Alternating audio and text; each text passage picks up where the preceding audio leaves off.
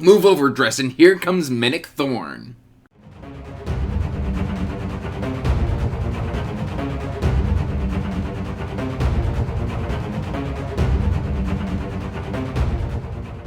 Hey everyone, welcome back to Andrew's Wizardly Reads, and today, guys, we have got another book review for you. But before we get into that book review, make sure to like this video and subscribe to the channel, as it does help us grow. And while you're doing all of that, check the description box down below for the link to the Wizardly Do It Discord, as well as links to all my social media, including information about my Patreon. And that said, today, guys, we are talking about Mimic Thorn, Book 1. This is Patrick Samfire's Shadow of a Dead God, and this is a kind of fantasy mystery thriller, very much in the same vein as the Dresden Files. And I say that because, I mean, we've got a detective for hire mage, Mimic Thorn. We've kind of got a lot of the same structure where, like, he keeps just getting into scuffle after scuffle after scuffle. If you're very familiar with the Dresden formula, then this is going to feel very familiar. However, where it differs from Dresden is kind of where I think this blends in with the Alex Verus series, where Alex isn't a very powerful mage, and neither is Mimic. Meanwhile, Dresden is a powerful mage, so it's got the kind of structure of the Dresden series, but it's got the power dynamics of the Alex Verus series, and I really, really like this. This is not quite per se an urban fantasy.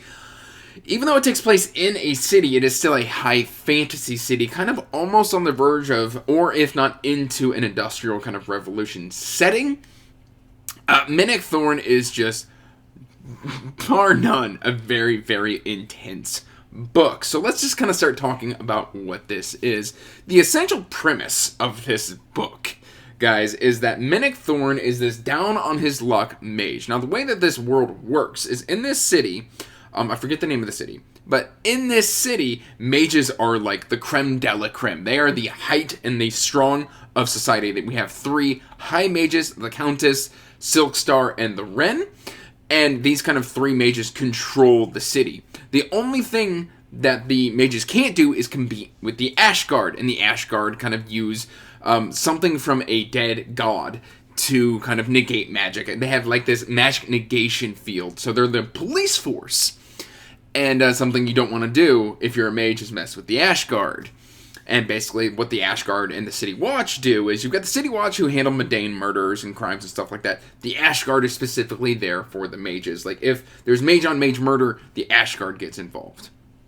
And then the way the magic works is basically there are tons and tons of gods. Well, if a god dies, their corpses or their remains kind of exude a magical essence, and then the mages can tap into this essence and perform magical acts, and this is kind of where magic comes from. And depending on how much of that magic you can tap into, depends on how strong of a mage you are. The high mages can obviously do quite a bit of damage. Mimic Thorn, though, he has very good finesse, but, like, he doesn't have a lot of power.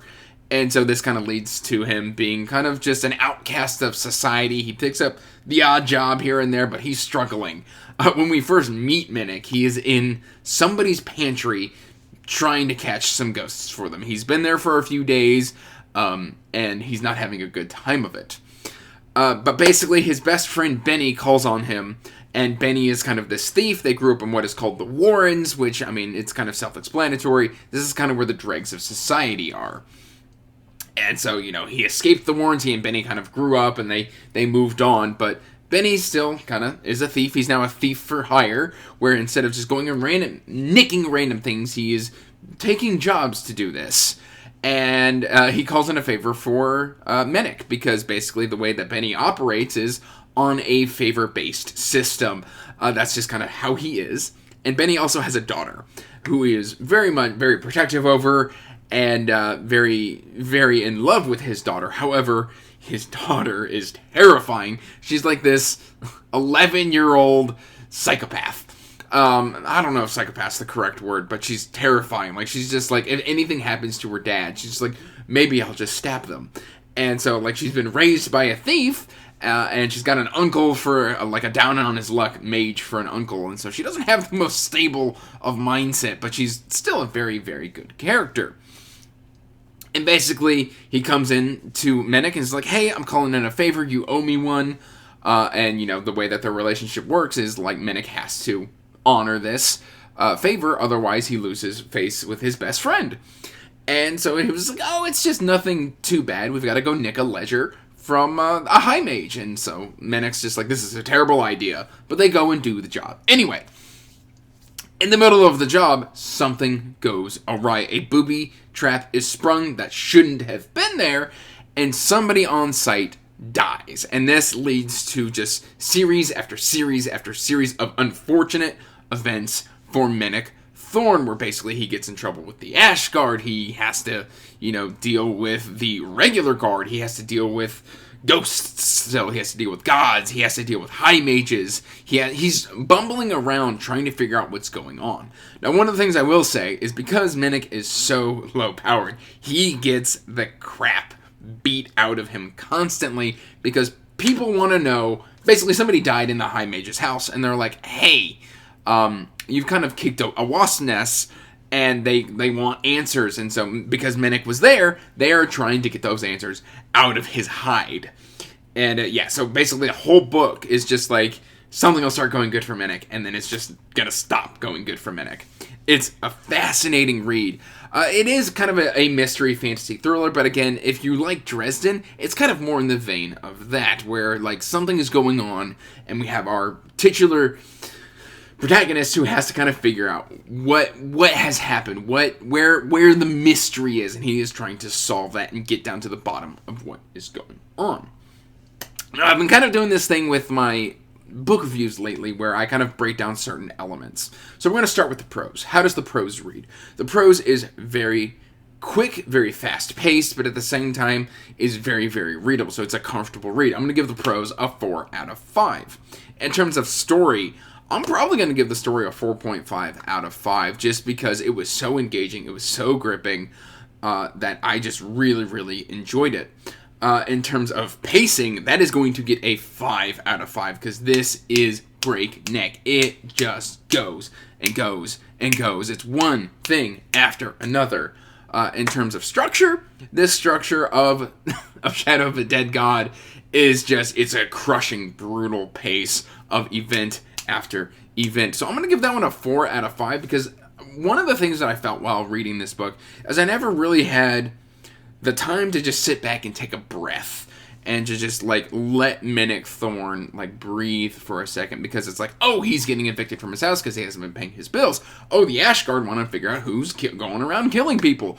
Oh, like, he's done ticked off a bunch of high mages and they want his hide, and oh, he needs this job so he can pay his rent, and oh, like, this person showed up dead and this person showed up dead and he's got to go save this person. Like, it's just, like, you want to just take a breath. So I'm going to give that one a 4 out of 5. In terms of darkness, I like to kind of talk about the darkness a little bit.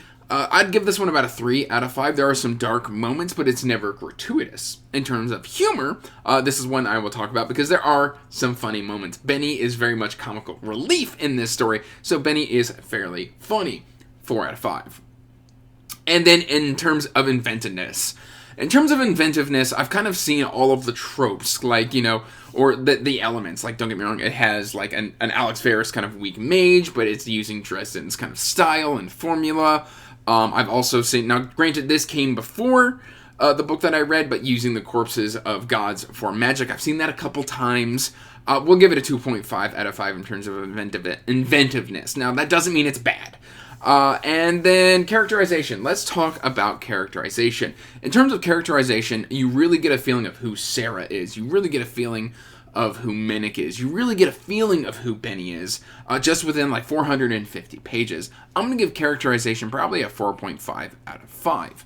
And if I round all of this together, if I had to, like, compile all of my feelings on this book, I'd give it a 4.5 out of 5. I really, really enjoyed Shadow of a Dead God. I plan on getting physical copies. I read this one on ebook. I bought it in, like, months and months ago, but it unfortunately hasn't made it into physical copy yet. This is something I am planning on rectifying soon because I really enjoyed this. Who am I going to recommend this to? I'm going to recommend this to people who have been wanting more Dresden or more Alex Varys or just another mage detective with a compelling dynamic story, and they're just kind of sitting there waiting for Jim Butcher to kind of put out the next book. I think that's who this story is for. This was an SPFBO, I think it was an SPFBO 7 finalist in 2021. I could have that wrong on the year. It was an SPFBO finalist, but man, this one is so good. Please do yourself a favor and check this one out if you haven't already. I got a lot of enjoyment from this story.